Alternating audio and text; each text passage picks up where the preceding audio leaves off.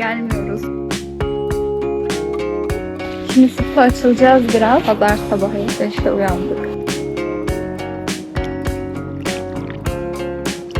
Sonra bir baktım bana doğru geliyor. Yani katil köpek balığı gibi bir şeydi. Meis koymuşlar. Aşkım yanlış anlattın. Uydurdun ya. Şimdi Büyük Çakıl'dan supla açıldık. Selamlar arkadaşlar. Umarım çok rüzgar sesi gelmiyordur. Patara'ya geldik bugün. Cuma akşam işten çıktık ve kendimizi direkt buraya attık. Kaş'a 50 dakika mesafede bir yer ve gelince direkt dedik ki biz neden buraya daha çok gelmiyoruz? Şimdi şarabımızı aldık. Krakerlerimizi falan aldık. Böyle geldik, burada gün batımını izleyeceğiz. Burası inanılmaz büyülü bir yer. Böyle göstereyim. Tepeleri var. Çok büyük vibe var buranın. Bir etrafı turlayalım. Biz Oğuzhan'la sohbet ederken sanırım çevremizdeki insanlar bizi duydu. Oğuzhan'dan gitar çalmasını istemiştim ama etraf çok kalabalık olduğu için biraz çekinmişti. Arkada oturanlar yanımıza gelip gitarı görünce biz müzik dinlemeyi çok severiz, bizim için çalar mısınız dediler. Daha sonrasında Oğuzhan bu ufak bir cesaretlendirilmeyle hemen çalmaya başladı. Ortam o kadar güzeldi ki size anlatamam. Tam gün batımı, Patar'da gün batımının tadı çok ayrı oluyor. Oğuzhan çok güzel şarkılar çaldı. Onların tamamını buraya koyamıyorum. Zaten hiçbirini çekemedim de. Ama etraftan herkes kameralarını çıkarıp bizi çekmeye başladı. Çok keyifli bir ortamdı. O videolardan bazılarını ekliyorum.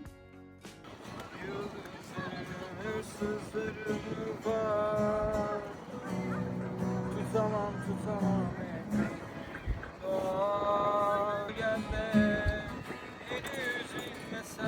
Belki bir gün gelecek.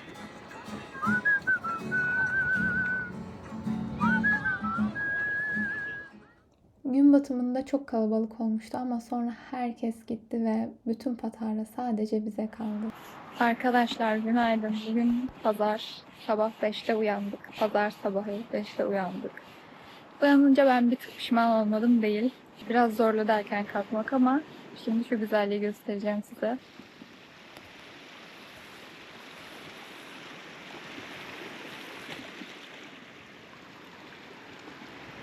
Gün daha yeni doğuyor. Uyandık, kahvelerimizi içtik ve kendimizi direkt dışarı attık. Supumuzu şişiriyoruz.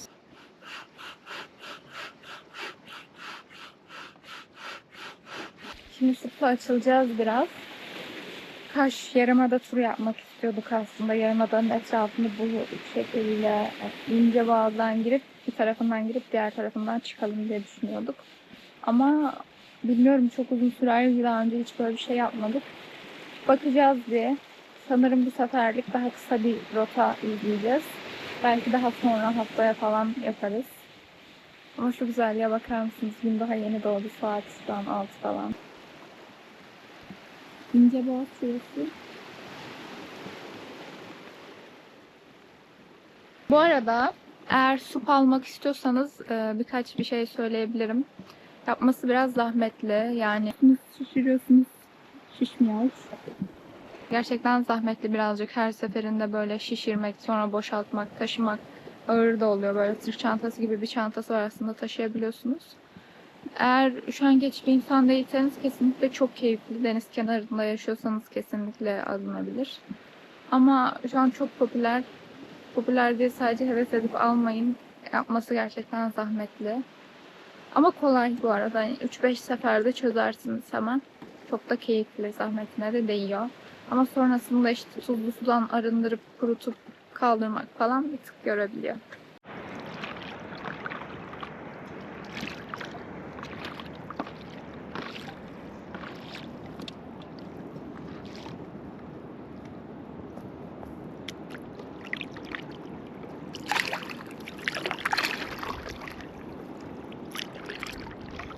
Arkadaşlar açıldık. Denizde bizden başka hiç kimse yok. Ortam mükemmel yani. Sadece dalgalar böyle biraz büyük gelmeye başladı. Normalde çok sakindi. Ufaktan böyle büyük dalgalar geliyor. Normalde tek kişi sürüyorsanız o kadar zorlamıyor ama iki kişi sürerken böyle birinin ayakta durması bir tık daha zor olabiliyor. O yüzden dalgasız olsa daha tatlı olur. Daha önce hiç Kaş'a geldiniz mi bilmiyorum ama buranın denizi mükemmel bir deniz. Yani gezdiğim hiçbir yerde böyle bir deniz yok. Doğası da harika zaten, böyle her yerden begonvil fışkıran. Nereye baksanız çiçek, böcek, deniz, dağ, taş, her şey çok güzel olan bir yer. Yosun. Burası çok güzel bir yer yani ve denizde vakit geçirmeyi biz çok seviyoruz. Sup da bizim için bayağı iyi oldu yani. Buradayken ya tekneniz falan olması gerekiyor yani. Kaş'ın olayı biraz da denize olduğu için. Sup da bizi böyle denize daha çok bağlayan, daha çok vakit geçirmemizi sağlayan bir araç oldu. O yüzden epey keyif alıyoruz. Bazen böyle hem spor gibi yapıyoruz, işte kürek çekiyoruz. Bazen sadece azıcık açılıp, özellikle yazın burası çok kalabalık oluyor. Tüm sahiller çok kalabalık oluyor. O zaman denizin ortasına götürüyoruz. Meyvemizi, içeceğimizi falan almış oluyoruz. Orada böyle birazcık takılıp öyle geri dönüyoruz falan. Oldukça keyifli bir aktivite. Bazen karetta falan görme şansınız oluyor. Ya inanılmaz tatlılar. Ben çok seviyorum. Zaten bende kolyesi de var. Uzun süredir hiç çıkarmadığım bir kolye. Çok seviyorum. Çok tatlılar ama böyle oldukça da büyükler. Neredeyse ben böyle vücudum ikiye katlasam aynı oluyoruz yani böyle en olarak. Boyları da uzun. O yüzden böyle yakınımda olduğu zaman bir tık korkmuyor değilim. O da bilgisizlikten oluyor büyük ihtimalle. Yani kaplumbağanın bir şey yapacak hali yok. Zararlı bir canlı değil. Yani bazıları ısırıyormuş öyle diyorlar ama bir kıt alır en fazla, ne olacak ki sanki? Yani bir öpücük Ya kondurur. bırak, geçen gün balık ayağını ısırdığında hemen korktum kaçtım. Ya şöyle bir şey oldu bu arada. Yani normalde denizden vesaire korkmuyorum. Ben canlılarla çok barışımdır. Hem karadaki hem sudaki hayvanlarla. Ama burada İnceboğaz'ın açık, böyle açık deniz olan bir kısmı var. Bir tarafı daha havuz gibi, diğer tarafı açık deniz. Orada balon balığı, ama kocaman, kolum kadar bir balon balığı. Bir şey ayağımı ısırdı. Olsa dedim bir şey beni ısırdı dedim. Normalde olmuyor Kaş'ta böyle şeyler. Deniz anası bile yok yani. Hiç böyle şeyler olmaz. Eskiden Mersin'de beni çupralar falan ısırıyordu. Yani burada öyle şeyler olmuyor. Isırdı, ben de dedim herhalde ayağıma bir şey çarptı yani. Çok böyle bir ihtimal vermemiştim.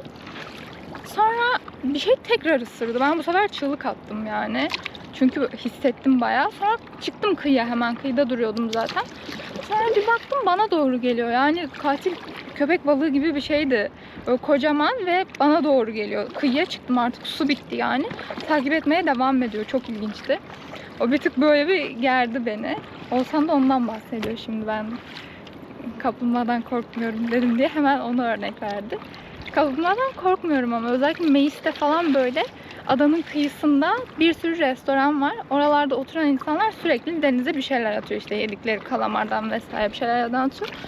Beslenmeye alışmışlar mesela orada. Sürekli o yüzden adanın çevresinde takılıyorlar. Görebiliyorsunuz yani otururken. Kaş'ta da dalışlarda çok görülüyor. Ben denizde de görüyorum ama böyle her gün değil. Ben her gün denize gittiğim için oran biraz yüksek. Görebiliyorum yani kıyıya yakın yerlerde. Çok tatlı hayvanlar.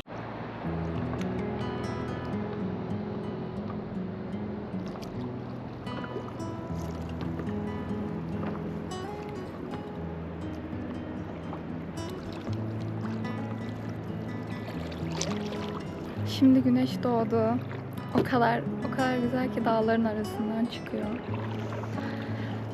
Burada yaşamak oldukça huzurlu ve keyifli. Nispet yapmak gibi olmasın ama bayağı keyifli bir yer yaşaması. Kışın bu kadar değil ama yazın çok keyifli bir yer. Tabii ne aradığınıza göre kışın da keyifli olabilir. Size biraz Yarımada'dan bahsedeyim. Kaş'ta Yarımada var, böyle İnceboğaz'dan devam edince Yarımada'ya geçmiş oluyorsunuz. Mükemmel bir yer. Ben çok seviyorum. Böyle güzel restoranlar, oteller de var burada. Konaklamak isterseniz özellikle villaları çok güzel, böyle hepsi deniz kenarında. Bir tane favori mekanım var. O Bruce Malus, şimdi Oğuzhan arkadan onu söyledi. Vegan vejetaryen mutfağı var. O şu tarafta falan kalıyor. Bu tarafa bakan değil. Arka kısmında Meis'e bakıyor bu arada, bu Yarımada'nın Yunan adasına bakıyor. Buradaki villaların tarzını falan çok seviyorum ben. Böyle taştan yapıyorlar genelde.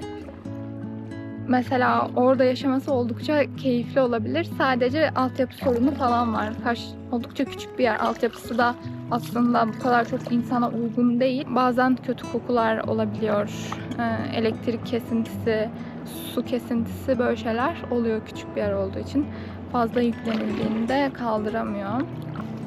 Bu arada burası Kaş, yani çok uzun süre karayoluna kapalı bir yerdi. Ulaşımı oldukça zor. Hala da zor. Havalimanı falan yok. Ama artık karayoldan ulaşım var yani. Kaputaş plajını falan biliyorsunuzdur. Oranın yolunu açarken mesela ölen çok fazla insan olmuş. Son yıllarda açıldı, yani son belki 20 yıllık bir yol tarihi var. Ondan önce ya denizden geliniyordu ya da dağlardan böyle eşeklerle falan geldikleri bir durum vardı. O yüzden daha pandemiyle yeni yeni keşfedilen bir yer aslında. Çok da daha gelişmemiş de bir yer. Güzelliği de buradan geliyor zaten. Bu yarımadayı da yani Kaş'a ilk gelenler de gazeteciler. Gazeteci olmak da çok iyi olurdu. Yani tam keşfetmişler. O yüzden yarımadadaki yerlerin çoğu gazetecilerin diye biliyorum. Yani ilk onlar gelip keşfedip onlar almışlar. Ne kadar doğru bir bilgi bilmiyorum. Kulaktan dolma duyduğum bir bilgi. Şimdi ben buraya ilk geldiğimde arkadaşlar, özellikle Oğuzhan da anlatmıştı bana bunu. Karşıda hemen bir tane Yunan adası var. Adı Meis. Buraya geldiğinizde de hep bir hikaye anlatılır. Bu hikayede işte Yunanlar, Türkiye'ye de çok yakın bu arada. Tekneyle 10 dakikada falan geçebiliyorsunuz bu Yunan adasına. Türkiye'ye en yakın Yunan adası o zaten. Yunan anakarasına da en uzak Yunan adası aynı zamanda. İşte o da Türkiye'ye çok yakın olduğu için Yunanlar da bakın sizi gözetliyoruz anlamında, Meis göz demekmiş. Yani bakın sizi gözetliyoruz, bizim burada bir gözümüz var gibisinden adını Meis koymuşlar. Aşkım yanlış anlattın, uydurdun ya. Hayır ya. Aşkım kaşla göz işte birbirini tamamlıyormuş. Şey gibi değil ki. Hayır aşkım. Biz sizi gözetliyoruz. Evet, Yunanlar tam olarak ondan göz diye koymuşlar, sizi gözetliyoruz ben diye. Ben böyle anlatmamıştım. Sen kendi versiyonunu anlatmışsın. Tamam neyse, o da güzelmiş. Anlat. İşte bunu duyan Türkler de onlar sizi gözetliyoruz diye göz koymuşlar adını. Bunu duyan Türkler de durur mu? Durmamış tabii ki. Yapıştırmışlar hemen. Madem gözsünüz biz de kaşız gibi. Abi, Ya. Uygay öyle bir var ya, bir de bana iyi anlatıyorsun dersin. Var ya, çok iyi uydurdun ya. Ya uydurmadım, ben Yemin böyle ederim biliyorum. benim uydurduğumdan daha iyi bir hikaye oldu. Türkler de o durur yüzden. mu? Biz de kaş koyalım demiş. Ne alakası var abi, kaş? Kaş niye Evet, koysun? evet, onlar çünkü sizi gözetliyoruz diye göz koymuşlar. Türkler de kaş demişler. Tamamen yalan hikaye bu arada. Ama herkes bu hikayeyi anlatıyor. Böyle bir hikaye yok yani. Meis'in anlamı da güzel bir anlamı vardı ya. Kırmızı ev demek miydi? Öyle bir şeydi Castorisa'nın. Meis'in değil de. Böyle hikaye anlatıyorlar ama bu yalan bir hikaye yani. Bunu söylemek isterim. Oldu mu? Var mı? Ha, bir de Uyuyan Dev var. Kaş'la ilgili size bir sürü bilgi aktarmış olacağım. Bir de Uyuyan Dev var, böyle Kaş'ın dağın üstünde bir böyle yan yatmış gibi duran bir canavar. Ve onun da böyle Kaş'ı koruduğuna inanılıyor. Baktığınızda çok rahat bir şekilde görebiliyorsunuz. Yan yatmış bir silüeti var canavar gibi. Dağlardan ve kayalardan oluşuyor. Oraya hatta Likya yolunun bir parçası, oraya insanlar çok fazla yürüyüş yapıyorlar. Yani nereye baksanız ayrı bir güzelliği, ayrı bir hikayesi olan bir yer Kaş. Arkadaşlar, Kaş'ta hava sürekli çok güzel olduğu için outdoor aktiviteler çok fazla yapılıyor. Tenis de bunlardan birisi, yani dışarıda spor yapmayı seviyorsanız sizin için cennet gibi bir yer olabilir. Biz sık sık böyle turnuvalara katılıyoruz. Buradaki kort sahipleri mahalle maçı gibi sürekli böyle turnuva düzenliyor. Ucuna kupa koyuyorlar. Bazen küçük ödüller oluyor. Mesela burada bir serpme kahvaltı ödülü vardı ama biz ikinci olduk maalesef. Ama çok keyifli oluyor yani. Yani kazansanız da kaybetseniz de ortam çok güzel oluyor. Yaklaşık 4 saat aralıksız tenis oynadık bu arada. 3 gün falan kas ağrısı çektik. Gördüğünüz gibi burada akşam oluyor biz oynarken. Ama çok keyifli etkinlikler. Kaş'a gelirseniz denemenizi tavsiye ederim.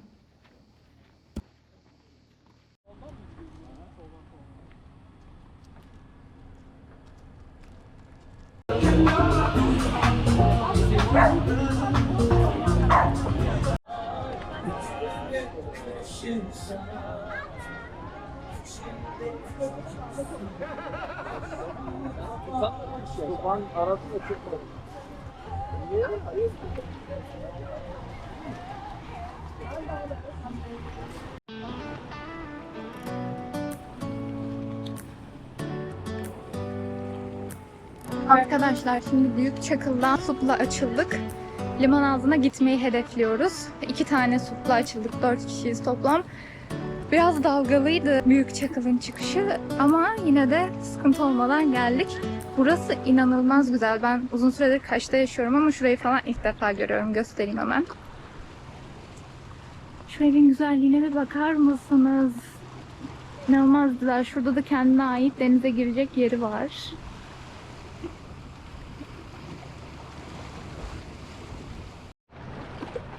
Şurayı biraz Oğuzhan'a verdim. O çekiyor. Normalde önde giderken ayakta duruyoruz ikimiz de. Bayağı alıştık yani. Ama şimdi birazcık oturmak istedim. Böyle size de rahat rahat etrafı göstermek istedim. Şimdi bakar mısınız bulunduğumuz yere?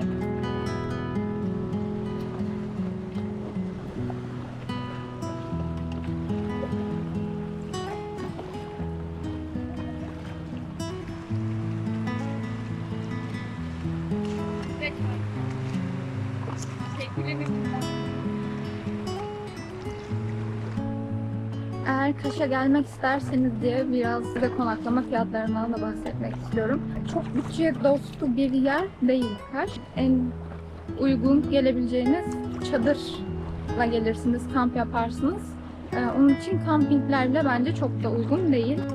Sezon dışı mıydı? Bahar mevsiminde 1000 TL falan kampingler, 1500 TL olanı da var. Çadır başına veya kişi başına ikisi de olabilir. Çok uygun değil. Ortalama bir pansiyonda kalmak isterseniz o da büyük ihtimalle kişi başı minimum 2-3 bin TL'dir. Bu da hani çok giriş seviye bir fiyat. Minimum gecelik 5000 TL'yi gözden çıkmak gerekiyor. Yarımada'daki villaların mesela günlüğü 30 bin TL falan. Ama hani çok kişi alabiliyor. 6-8 kişilik falan oluyor. Yine günümüz 5000 TL'ye falan geliyor. Yeme içme de çok uygun değil. Burada çok fazla özellikle restoranlarda duyuyorum ben. Meyhanelerde falan fazladan hesap getiriyorlar. Hesapları kesin kontrol edin yani. Çoğu insan tatile geldim bununla uğraşmayayım diye uğraşmıyor ama bunu yapıyorlar. O yüzden buna da dikkat edin. Onun dışında doğası mükemmel. Kesinlikle gelinmesi gereken bir yer. Denize girmeyi seviyorsanız, doğayı seviyorsanız Kaş'tır yani. Türkiye'de gidilecek yer. Geçen gün sabah daha hızlı gidiyordum. Evet. Radyoda nanay. Şu an çok dalgalı bu arada deniz. Minik minik de olsa çok dalga var. Biraz zor gidiyoruz.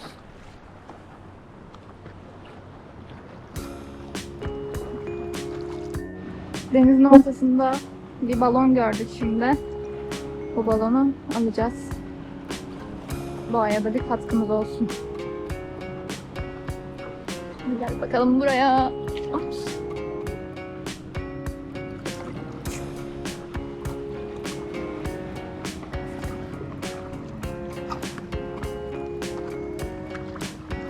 Şurada bir tane kruz gemisi var.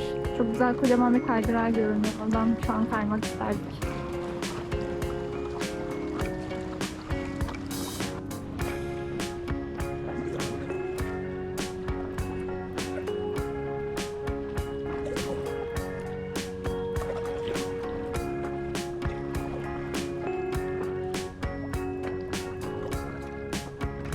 Arkadaşlar Likya yolu videolarımı izleyenler hatırlayacaktır. Orada da zaten amacımız bir noktada artık liman ağzına ulaşmak olmuştu. Şimdi şöyle göstereyim size. Şu teknelerin göründüğü yer liman ağzı. Buradaki yolda liman ağzının Likya yolu parkuru. 2 yola ayrılıyor bu arada Topçu mevkiinden gelirken aynen Antalya'dan bu tarafa gelirken Fethiye'den değil de 2 yola ayrılıyor. Bir alttan giderseniz liman ağzından geçiyorsunuz. Yüzmek isterseniz kesinlikle alttan gidin. Ama bir tık daha yolu uzatıyor tabii ki. İniş ve çıkış oluyor. Eğer yüzmek istemiyorsanız, yolda devam etmek istiyorsanız yukarıdaki yoldan devam edebilirsiniz. Çok da güzeldir yolu bu arada. Böyle ipince bir patika. aşırı tırmanma da yok. Tek bir yerden tırmanıyorsunuz. O bir 5-10 dakikalık bir tırmanış var tabii ki. Ama onun dışında böyle çok meditatif bir yol. Ben orada böyle çalıların arasında hiçbir şey düşünmeden yürümeyi çok seviyorum. Bu arada liman ağzına karadan ulaşım yok. İşte dediğim gibi Likya yolu geçiyor sadece. O da bir patika. İnsanların tek bir insan geçebileceği kadar bir patika. Deniz yoluyla ulaşım var. Biz de şimdi pedal'a gidiyoruz. Kaş'tan da, Kaş merkezden de sürekli buraya tekneler kalkıyor. Burada çok fazla beach var, güzel beachler var bizim de ara ara geldiğimiz. Onların genelde anlaşmalı olduğu tekneler oluyor. Çoğu hepsiyle anlaşmalı sanırım. Merkezden biniyorsunuz. Sanırım 400 TL'ydi git gel. Bu geçen senenin fiyatı da olabilir. Bu sene belki tek gidiş falan da 400 olabilir, bilmiyorum. Fiyatlar hakkında çok güncel bilgim yok. Ama geçen yıl 400 TL'ydi git gel. Bazen kampanya falan da yapıyorlar bu arada, hani bir için anlaşması oluyor. Gidiş dönüş ücretsiz oluyor ama atıyorum 2000 TL o gün harcama limitiniz oluyor. Onu doldurmanız gerekiyor. Eğer liman ağzına gelmek isterseniz tekneyle de gelebilirsiniz. Merkezden minik tekneler kalkıyor. Hemen hemen her saat başı kalkıyorlar.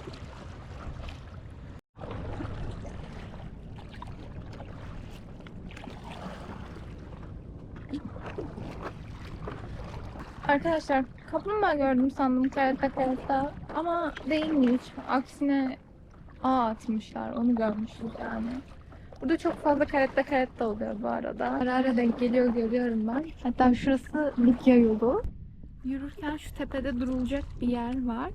Biz orada durup bazen denizi izliyoruz. Böyle çok keyifli oluyor. Yanımıza kahvemizi falan alıp gidiyoruz oraya. Oradayken bazen işte kaplumbağa falan görüyoruz. Suyun yüzeyine çıkıyor. Bir nefes alıyor böyle. Bir takılıyor, sonra geri dalıyor. Liman ağzında birkaç kere gördük. Bir kere de yüzerken görmüştük. Yanına gittim falan ama kıtlar falan diye çok da yaklaşamadım.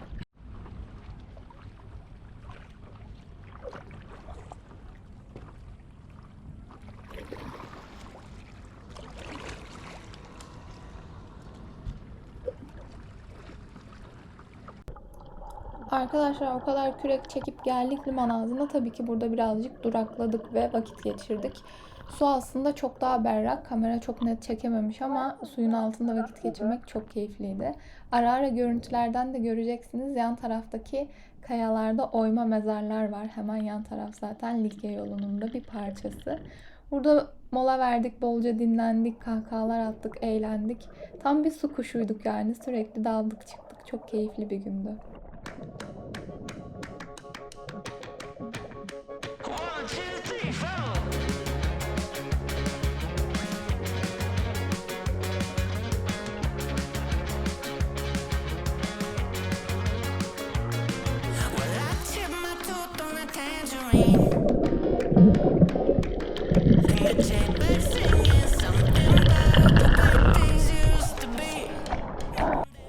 Kendi kendimize oyun ararken dedik ki hadi suyun altında öpüşelim. Hem bize de bir challenge olur. Ben daldım tabii. Oğuzhan'ın gelmesini bekliyorum. Baktım gelen giden yok. Oğuzhan su yuttuğu için dalamamış. Direkt böyle kocaman bir yudum suyu tutmuş. Ama görüyorsunuz burada ikinci denememizde başarılı oluyoruz. Böyle kendi kendimize oyunlar uydurup oynadık yani.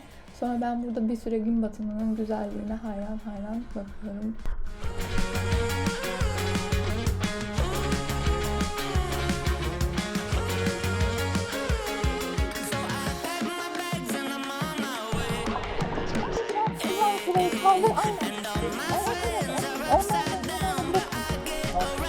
İleri bak, bir yere bakma. İleri bak. Şurayı da suya koy. Aynen, küreğiniz suda olsun. O dengeni koruyor.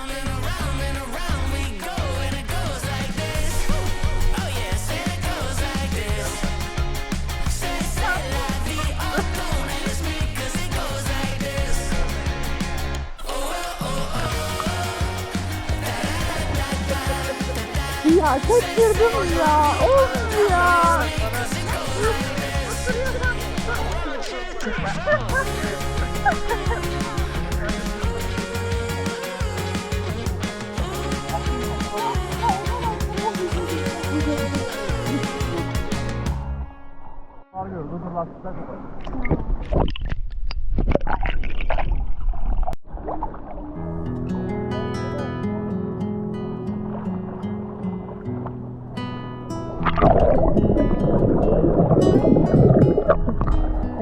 Yanlışlıkla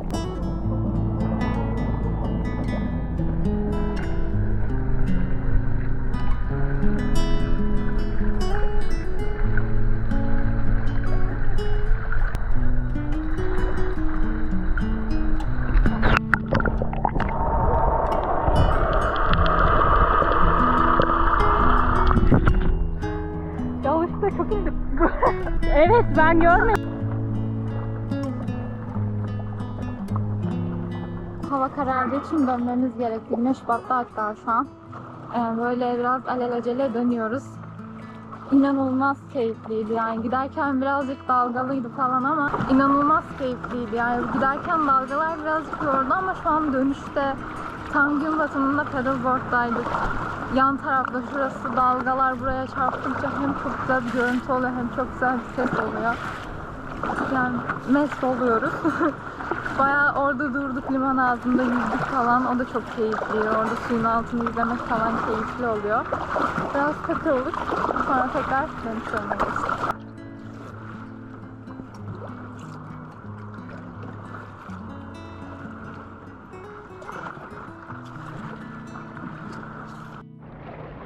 Mesafeyi de söyleyeyim, eğer siz de gelmek isterseniz aklınızda bulunsun. Ben yapay zeka ile konuştuğumda Büyükçakıl'dan liman ağzına kadar hani yüzeceğim, aradaki mesafe ne kadar diye sormuştum. 1,5-2 kilometre demiştim. Burada bir tane yüzme topluluğu var. Onlar da bazen Büyükçakıl'dan liman ağzına kadar yüzüyorlar. Onların yaptığı paylaşımda da 3,5 kilometre diye gördüm. Yani zaten hani zikzak falan çizildiği için birazcık hem pedal'la hem yüzerek kesinlikle 1,5-2 kilometreyi geçiyordur. 3,5 kilometre gibi düşünebilirsiniz. Yanımda saat yoktu. Telefonları da bırakmıştık. O yüzden tam saat veremeyeceğim ama yani 40 dakikada falan gittik herhalde. Burası da Büyükçakıl plajı. Artık geldik evimize. Bayağı da hızlı geldik bu arada. 40 dakika sürdü, sürmedi belki yarım saat. Burada normalde şezlonglar oluyor ama akşam olunca kaldırıp restorana çeviriyorlar. Gün batımında güzel, keyifli bir yer olabilir. Arkadaşlar şimdi yemeğe geçeceğiz. Pedal'dan sonra Deniz epey acıktırdı. Fakat biz park yeri bulamadık. Kaş'ta yazın park yeri olmuyor yani. Bütün Kaş'ı gezdik bu arada. Park yeri bulamadık. Kaş'a arabayla gelmemenizi tavsiye ederim. Merkezi zaten çok küçük. Çok küçük. Motor kiralarsınız gelince yani. Biz normalde Temmuz-Ağustos'ta evden asla arabayla çıkmıyoruz. Motorla çıkıyoruz. Bugün pedal var diye arabayla çıktık. Onu motorla taşımak çok zor oluyor. Arkadaşlar buraya kadar izlediyseniz çok teşekkür ederim. Eğer beğendiyseniz videoyu beğenip kanalıma abone olursanız beni çok mutlu edersiniz. Bir sonraki hafta yeni yerlerde görüşmek üzere.